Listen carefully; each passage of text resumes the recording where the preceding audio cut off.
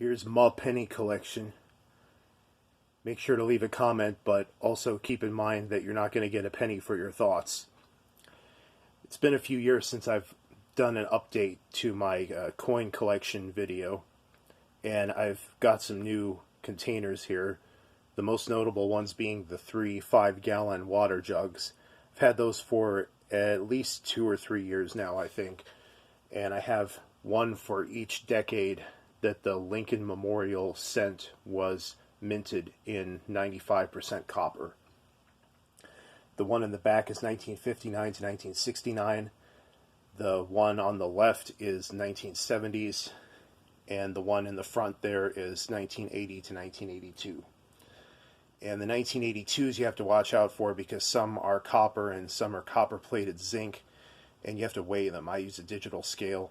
The non-copper ones are 2.5 grams roughly, and the copper ones are a little over 3 grams typically.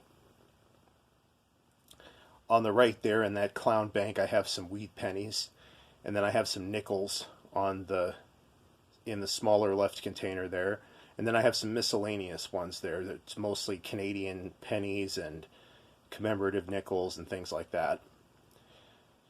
The 1960s container, the bottom is about 1.5 inches or so of pennies. The 1970s one is about 3 inches, and the 1980s one is just about 1 inch. It doesn't do much more than just cover the bottom of the container, which isn't surprising considering that it's only a 2-year span. However, it's interesting because you can see how much more common the newer pennies are versus the older ones. Like, for example, the 60s ones, there's actually an extra year there, 1959, because that's when the first memorial pennies were minted. And so it's an 11-year span, and then the 1970s, and there are considerably more 1970s pennies floating around, because obviously they're newer.